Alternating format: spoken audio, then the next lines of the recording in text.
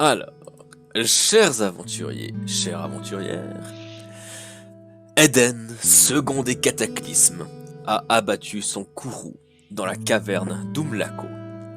Et après des hésitations, après de nombreux dilemmes, vous êtes finalement interposés. Vous avez fait le choix d'affronter Eden afin de protéger le peuple d'Umlako. Mais cet affrontement ne fut pas sans conséquences. Une partie des soldats de la cité sont tombés sous les coups du cataclysme, ainsi que la chef de la garde, fille du maire. Mais ce n'est pas tout, puisque de votre côté également, vous avez subi les coups de la puissance dévastatrice de Eden. Yann lui fit face, encaissant les attaques par sa force et son armure de roche, devenant magma incandescent, aidé par les bienfaits du temps de Sanael et la bénédiction de la mort de Zeb.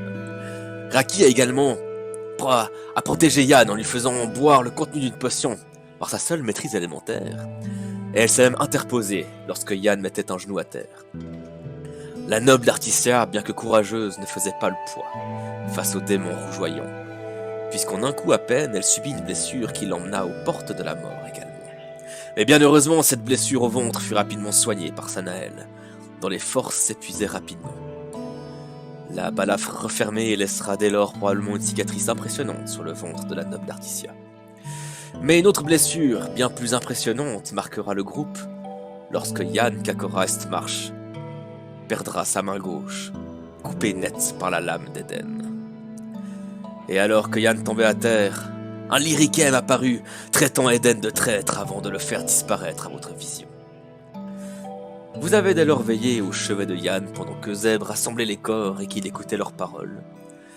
Il trouva d'ailleurs aux côtés du vieil Auguste une bouteille de vin qui semblait précieuse et qui vous était probablement destinée. Vous aviez émis l'idée de la boire avec les tenanciers de la crêpe aventurière. Le maire du village est venu vous voir pour vous remercier et vous informer que l'accès aux ruines vous était bien évidemment autorisé, et qu'une cérémonie funéraire allait avoir lieu à l'extérieur d'Umlako, le soir même. Cette cérémonie fut alors conduite par le père Euseb, et la nuit était avancée alors que vous rentriez à Umlako, et que l'on vous autorisait à dormir chez le vieil Auguste. Une nuit bien reposante vous a été ainsi accordée, avec quand même certaines douleurs, un certain épuisement. Mais après les affres de la journée et les émotions, les accompagnants, vous vous êtes bien reposé et êtes à présent prêt pour attaquer une nouvelle journée. Très bien. Du coup, effectivement, vous vous déplacez à travers le village d'Umlako, qui est, comme je l'ai dit avant, bien plus silencieux que la veille. Et le chagrin, la tristesse et les murmures se font bien plus entendre que toute autre activité en ce jour. Vous redécouvrez un peu le désastre provoqué par Eden, le second cataclysme. Désastre que vous avez réussi plus que bien à endiguer, malgré les nombreuses pertes. Et ainsi, vous pouvez entrer dans les ruines d'Umlako. Allons-y quoi. Très bien. Let's go! Donc, vous rentrez dans le tunnel qui mène aux ruines enfuies sous Umlako.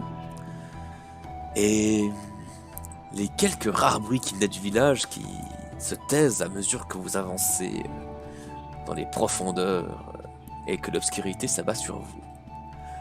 Vous avancez ainsi dans cette galerie, les uns derrière les autres. D'ailleurs, qui c'est qui prend la tête du groupe? C'est moi. Généralement, c'est Eva qui peut-être, hein, putain. Ça marche. Et le tunnel s'étend sur une centaine de mètres. Peu à peu, vous vous enfoncez encore plus dans cette obscurité, comme avalé, digéré par les ténèbres, instauré par ces parois de roche. La lumière qui émanait de la végétation de Umlako peu à peu s'amenuise, peu à peu disparaît, alors que les échos de vos pas se répercutent tout autour de vous. Vous êtes maintenant dans le silence et les ténèbres. Que faites-vous? Quelqu'un a moyen de faire de la lumière? Prêtre de la lumière. Moi je peux, dit Eva. Et vous ne la voyez pas, mais vous l'entendez faire quelques mouvements. Et au bout d'un moment, effectivement, vous apercevez une toute petite sphère lumineuse qui apparaît dans sa paume. Et vous la voyez l'accompagner un peu en avant. Et vous voyez cette sphère lumineuse qui s'en va s'éclaircir un peu plus loin dans le tunnel. D'ailleurs, à ce moment-là, vous voyez qu'il y a des torches accrochées contre les murs. Des torches qui ont probablement été mises ici par les gens qui ont découvert ces ruines. Bon, bah. Moi, je vais pas en prendre, mais je vais demander à quelqu'un de. Faudrait qu'on soit deux, trois à en prendre. Ouais, moi je vais en prendre une. Et en m'avançant pour prendre une torche, je vais faire Waouh, oh, Eva, t'es vraiment pleine de ressources. Sonia, elle en prend une ou bien il faut que j'en prenne une? Sonia, elle prend aussi une torche. Et puis Eva se retourne vers Raki et puis elle fait une Sanaël. C'est vrai. Et donc vous continuez votre marche dans cette galerie. Puis un son se fait entendre un peu plus loin. Ça pourrait être... Ouais, ça doit être ça. Ça doit être de l'eau qui s'écoule quelque part en avant. Et en poursuivant en direction de ce son, vous arrivez dans une salle plus grande. Une salle où il y a ces quelques faibles rayons de lumière qui proviennent du plafond, qui vous permettent de distinguer un peu mieux le lieu. C'est beau. Et ainsi, vous voyez ces passerelles de bois qui ont certainement été mises ici de nouveau par les personnes qui ont fouillé dans ces ruines, qui ont essayé d'avancer plus profondément. Et vous traversez cette salle grâce à ces quelques passerelles de fortune. Et ce qui vous saute aux yeux tout de suite, bien évidemment, c'est que les parois ne sont plus de la roche brute, mais des pierres taillées et assemblées de manière consciente. Et vous approchez du fond de la salle. C'est taillé Et- à même la paroi ou bien ça? Excuse-moi, désolé. Non, C'est pas de problème. C'est oh, casse-toi. C'est taillé à même la paroi ou ça a été rajouté après Il y a des deux en fait, genre le mur que vous voyez tout au fond, ça c'est taillé directement dans la même paroi. Puis le reste, vous voyez ces piliers par-ci par-là, ça a certainement été amené, alors certainement de la même montagne, Ouais, mais ça vient d'ailleurs. j'adore ce genre d'édifice. Et donc vous approchez petit à petit du fond de la salle, sous chacun de vos pas, les passerelles grincent, mais vous voyez qu'elles ont été bien entretenues pour être sûr qu'on puisse accéder aux ruines. Et la caverne cède sa place à un ancien bâtiment. Et ce n'est que confirmé lorsque vous passez sous une arche qui vous emmène dans un autre tunnel.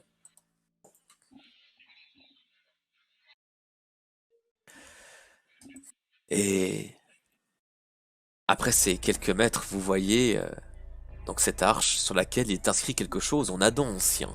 Est-ce que quelqu'un parle l'Adam ancien? J'imagine que moi je parle là-dedans, tiens. Je vais vérifier. Bah, Normalement, oui. c'est dans vos notes, dans vos descriptions. Moi, je mais- parle là-dedans ancien. Mais surtout, est-ce que quelqu'un le lit? Alors, je considère que les personnes qui peuvent le parler peuvent également le lire. Je, bien évidemment, parle l'ancien Adam. Donc, on est deux. Et Olaf lève la main. Moi aussi. Et vous voyez qu'il est inscrit Forge élémentaire d'Elento. Là où les connaissances s'assimilent. Là où nous créons. Là où l'invisible devient tangible. C'est ici. Vous aviez raison, Olaf. Jusque-là, j'ai pas fait grand-chose, hein. C'est plus pour la nécropole que je m'inquiéterai après. Mais effectivement, nous avons trouvé la forge élémentaire d'Elento. Enfin, nous avons trouvé. Les Umbra d'Umlaco l'ont trouvé. Et il y a quoi dans les étagères à droite et à gauche? Alors, ces étagères sont pour le coup totalement vides ici. Malheureusement. Le mal du bibliothécaire. Et d'ailleurs, sous cette arche où il y a ce texte qui est inscrit, vous voyez ce qui semble être un plan du lieu. Merveilleux. Bon, ben moi aussi, faut aller dans les archives pour voir comment faut faire les trucs. Puis après, on ira voir à l'entrepôt s'il y a ce qu'il faut pour fabriquer. Eh bien, Père Euseb, je dois dire que nous avons les mêmes théories. Ouais, je sais, ça c'est les gens intelligents. Et quand il te voit toujours parler comme ça, tu vois que Olaf il a envie de venir vers toi et te taper sur la tête comme on ferait un gamin, puis à chaque fois il se ravise parce que t'es pas un gamin. Et puis il faudra ensuite qu'on Eh bien. l'alimentation de la forge et tout ça, quoi. Who's the good boy? Il faudra voir aussi si nous devons activer la fonderie avant de pouvoir activer la forge. Mhm. Et peut-être que les bureaux du maître pourront nous renseigner s'il nous manque des choses. Ouais, je pense aussi. Vous voyez que Olaf reste longtemps devant ce plan aussi, il essaye probablement de l'apprendre par cœur et... Vous êtes tous d'accord? Allons-y! Oui. Allons-y, quoi. Et donc, vous avancez encore de quelques mètres quand vous arrivez dans un autre couloir aux dalles bleutées. Vous voici dans la forge élémentaire d'Elento. Mettez-vous dans l'ordre, vous préférez avancer. Bon bah moi le plus loin possible de la peste. Ouais, moi je vais me mettre dans le milieu. Ouais, vous pouvez avancer à peu près 2 par 2 dans les couloirs. Moi, je me tiens pas loin de Yann. S'il y a Sonia devant, à côté d'Yann, je suis derrière. Et sinon, je suis à ses côtés. Sonia ferme la marche et Olaf et Eva se tiennent juste derrière Sanael et Raki. Allons-y. Ouvrons ce schéma. Donc vos pas se répercutent en écho ici dans le silence complet.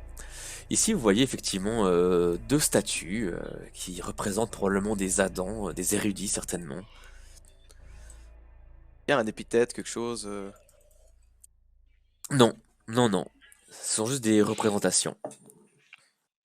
Les lumières là, c'est avec des orbes élémentaires ou bien? Alors pour le coup, il y a effectivement ce qui pourrait être un mécanisme d'orbe élémentaire, mais rien qui ne s'allume. Ah, ok. Il y a une porte droit devant. Ouais, C'était on quoi, peut aller. ici? C'est la forge élémentaire, je pense. C'est la forge élémentaire.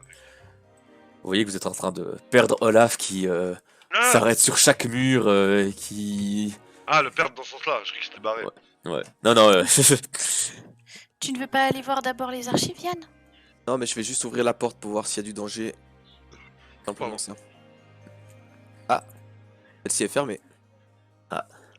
Effectivement, tu vois que c'est une lourde porte en pierre qui est quand même ouvragée pour être agréable à l'œil, mais qui a priori effectivement est fermée. Serrure. Pour le coup, tu ne vois pas de serrure. Peut-être dans les bureaux du maître, la clé. C'est ce que j'allais dire, oui. Je pense pas de que ça serrure. doit être là-bas. C'est vrai que nous sommes dans la forge élémentaire, il est fort possible qu'il utilise le système des clés élémentaires pour ouvrir les portes et les différents mécanismes. C'est quoi? C'est comme des badges en gros? Plus ou moins, plus ou moins. C'est une technologie que nous ne parvenons pas à maîtriser, mais dont on se rapproche avec les orbes élémentaires.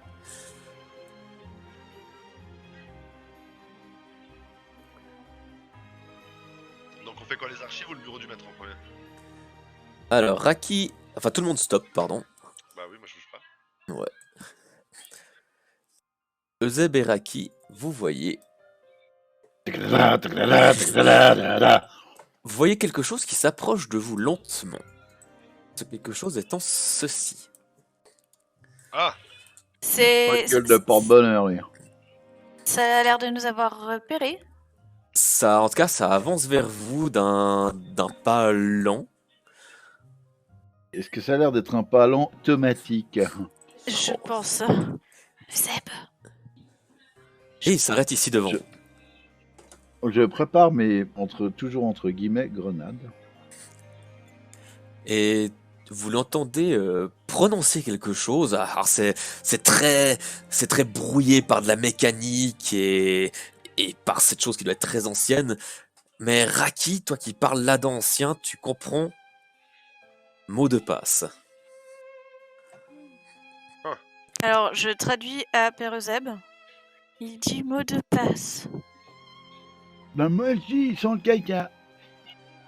J'ai pas vu, j'ai vu aucun texte. Jusqu'ici, vous n'avez pas vu de texte à part celui qui est vers l'arche.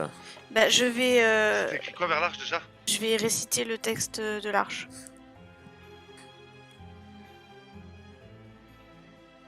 Tu récites le texte de l'arche. Ouais, parce que j'ai pas d'autre idée. Tu récites le texte de l'arche.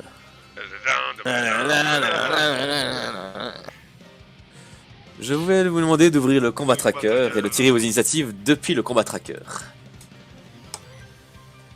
Eh bien, Yann, que fais-tu? Est-ce que j'entends quelque chose de particulier et si oui, d'où ça vient? Ok. Tu veux dire de ce qui se passe vers le père Euseb et Raki ou bien ailleurs? Oui, parce que je suis en situation de combat, donc j'ai dû entendre quelque chose qui m'a crispé ou je sais pas quoi. Tout à fait. Alors là, vous avez entendu tout ça et tu les as même en vue, tout est. Ah d'accord. Ouais. En fait, je vois pas. Ah pardon, oui, effectivement. Alors tu ne vois pas, mais tu as entendu qu'il se passait quelque chose et tu as entendu un mouvement. Ça me net par là? Exactement, ouais, c'est ça. Ok, alors je vais me retourner et puis je vais demander dire Sanael, Olaf, laissez-moi passer. Alors, je vais considérer que c'est le début du combat, qu'il n'y a pas de problème. Il te laisse passer. Tu vas te déplacer de tes 9 mètres. Alors j'étais où? J'arrive à calculer depuis où j'étais. T'es là, ouais, du coup, là c'est un petit peu trop, ça sera plutôt jusqu'ici à peu près, ouais. Ok. Ah Ouais. du coup, ah oui, je voulais te dire, j'ai pas pris mon arc, hein, je peux plus tirer à l'arc de toute façon. Oui, c'est vrai, oui, c'est vrai. Donc, pas de problème. On considère qu'il s'est fait exploser lorsque j'ai traversé le mur. Comme ça, c'est hyper stylé. C'est clair. Est-ce que tu fais autre chose? Est-ce que tu dis quelque chose ou non? Non, non, je me tiens simplement prêt au combat et puis je transpire un peu, parce que c'est la première fois que je me bats dans cet état, mais bon, de Ça marche. toute manière, ça change rien à mon rôle. Sonia Beltor, à son tour, t'a vu partir dans cette direction et elle va te suivre. Et comme toi, elle fait Olaf, Sanael, pardon. Armée de sa hallebarde qui, elle espère, servira plus que contre Eden.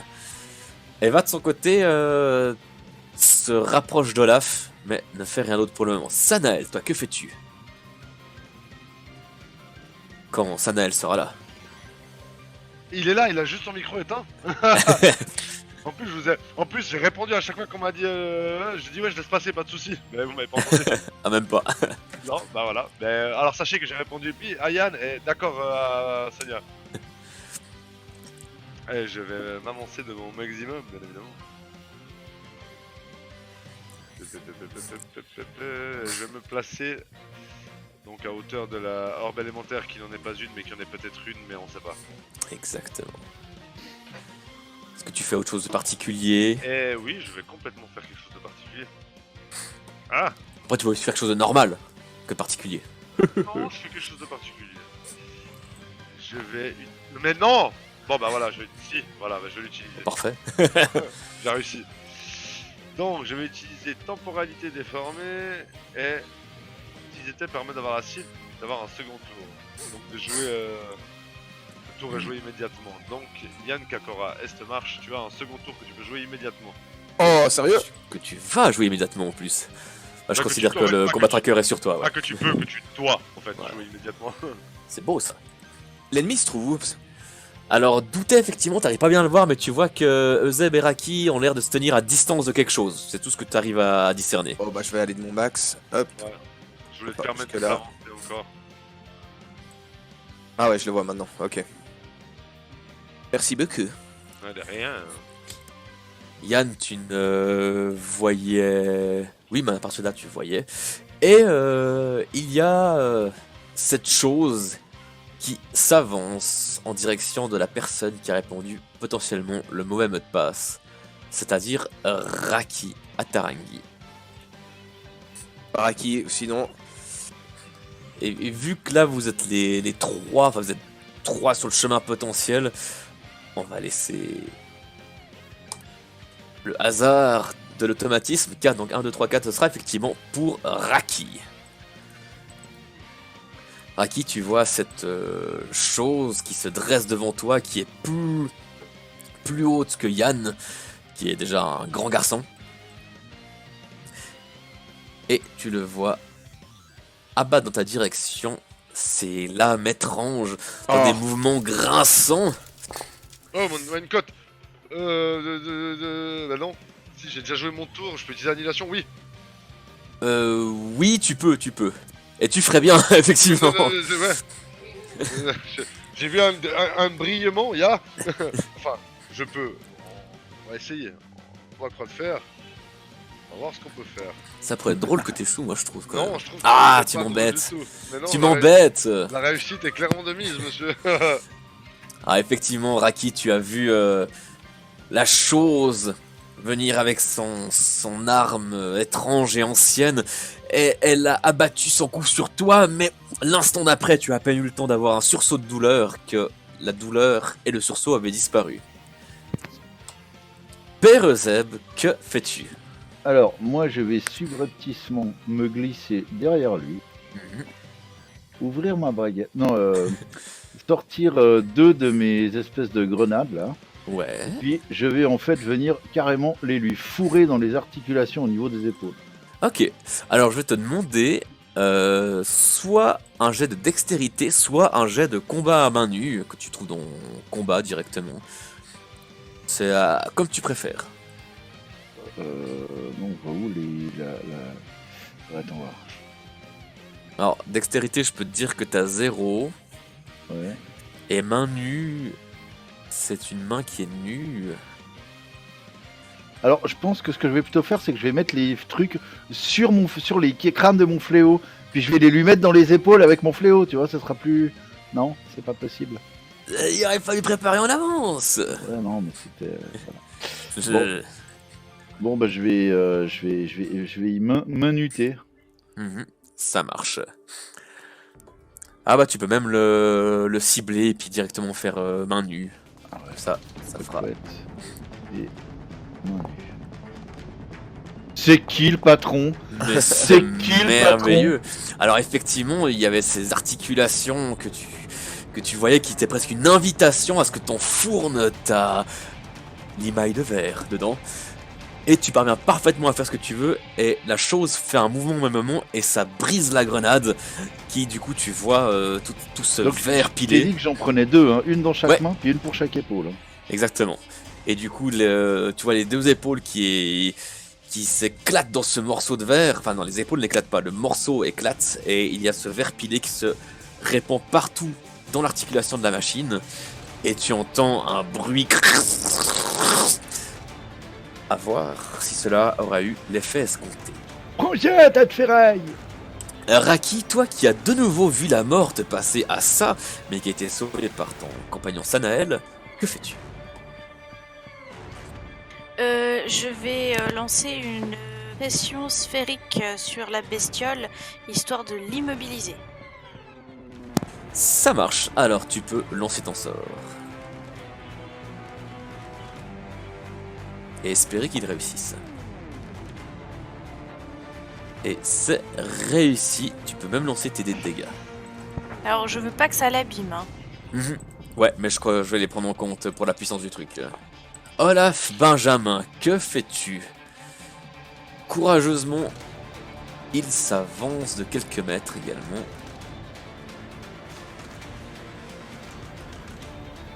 Tac. Alors, bim.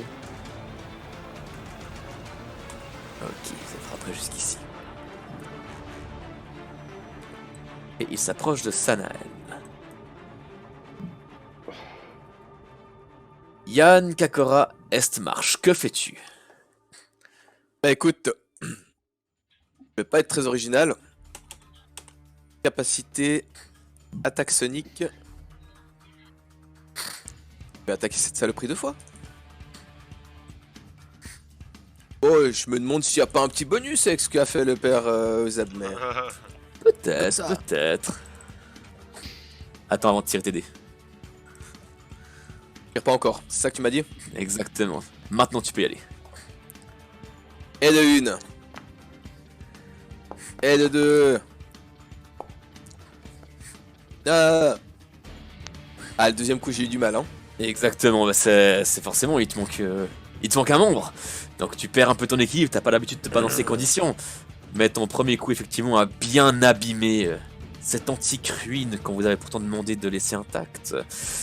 Mais tu vois la machine qui effectivement tu as donné un coup et tu vois qu'elle commence à elle commence à trembler sur elle-même. Je l'aurais bien laissé en paix cette machine, mais il y a ma pote à côté. Et cette machine a failli la one shot, donc désolé. Sonia, pour le moment, reste en arrière pour veiller sur Eva. Et Eva, d'ailleurs, quant à elle, va déplacer un peu sa lumière un peu plus loin pour s'assurer qu'il n'y a rien d'autre. Sanael, que fais-tu? Ah non, tu peux rien faire. Bah, Sanael, il va passer son tour. Exactement. La machine est bien abîmée. La machine a du verre pilé dans les articulations. Et je vais plus qu'en prendre compte. Et elle a de l'eau aussi. Elle a de l'eau qui la restreint. Oh, mais je vais clairement... Tac, tac, tac, bim. Ok. Mais elle avait quand même pour cible la seule personne qui lui avait répondu mal au mot de passe. Ah, je me suis interposé quand même entre les deux. Hein. C'est juste. C'est juste. T'as de la chance. Oh, mais c'est ce que je fais, de toute manière. Ouf, ouais, tu vois que... Non, tu vois la machine qui... Une T'as contre-attaque. presque pitié pour elle, tu vois qu'elle essaye de t'attaquer, mais tu vois que ses mouvements sont totalement... elle arrive à rien, quoi. Son mouvement est beaucoup trop lent, tu l'esquives tout juste, t'as même pas besoin de faire un pas sur le côté, quoi. Là, je fais contre-attaque direct. Oh. Je me décale un peu et j'envoie un coup horizontal. Bing! Effectivement, et ça, tchang, ça résonne dans la forge élémentaire d'Elento. Père Zeb, que fais-tu? Alors, moi, je pense que je vais lui faire une Terran Souplex.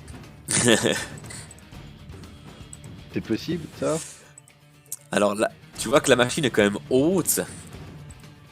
Tu estimes qu'elle doit être assez lourde.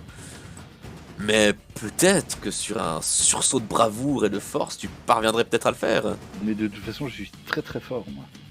Alors, ce qu'on va faire... Je t'ai L'idée, reconnu dans ma vie. c'est justement, tu sais, que je me baisse sur mes jambes. Mhm. Je serre au niveau de sa taille ou bien au niveau de ses cuisses, et puis simplement bah, je pousse en avant, puis en même temps je me soulève sur les jambes. Donc je me sers surtout de la force des jambes. Et Tu mesures combien, toi, Zeb? Au moins Il est- 22, au moins 22 cm. Il est grand dans mon souvenir, Euseb. 1m70. Ah non, il est pas très grand. Ouais, tout de suite, de mes 1m60, il est grand, ok. Du coup, Je fais 1m70, hein, donc je me considère pas très grand. Père Zeb, je vais te demander un jet de force.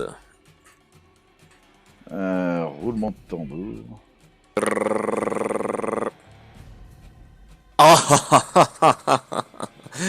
Je voulais un 10. Oh, c'est beau. Donc, alors, difficilement, tu entends les craquements de la machine au moment où tu fais ça, mais également les craquements de ton dos, probablement et de tes chevilles. Mais tu parviens à faire le mouvement que tu voulais. C'est un caca boudin. Et puis je lui fais voilà une Terran Souplex. Yann, tu es impressionné par la vigueur de Père Zeb. Raki aussi, tout le monde est impressionné. Olaf regarde ça, l'air ébahi, mais c'est quoi ça? Et la machine s'écrase au sol, mais elle... Difficile à dire encore si elle va agir ou pas pour le moment. Pour le moment, elle reste au sol et elle est emplie de vibrations. Et j'essaye de, tant qu'à faire, vu que j'ai réussi à la balancer en arrière, j'essaye de continuer à ceinturer là où je la tiens, histoire qu'elle soit immobilisée, quoi. Ok. Alors, je vais faire ça en plus, j'en prends bonne note. Raki, est-ce que tu fais quelque chose de particulier de ton côté?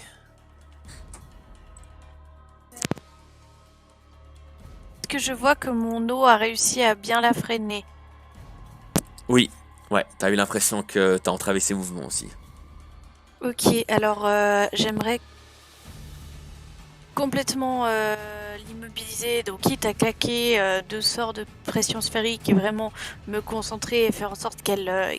de garder en fait la sphère d'eau que je mets autour d'elle et de garder un mouvement perpétuel qui va contrer ses mouvements et vraiment la maintenir immobile.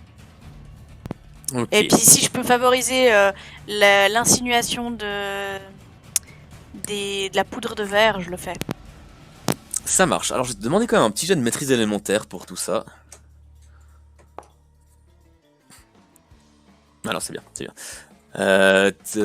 Accompagné de ton eau qui accompagne le verre du père Euseb et les différents coups que vous avez portés à la machine, tu vois qu'elle est de plus en plus immobilisée et qu'elle ne parvient toujours pas à se relever. Et c'est à ce moment-là que Olaf, qui court d'une agilité dont vous ne soupçonniez pas, un peu comme le père Euseb, qui parvient jusqu'à la machine, et vous le voyez armé d'une dague, et il a l'air de calculer son coup, et il fait un coup vif à un endroit, et il enfonce dans la machine, et la machine cesse totalement de fonctionner.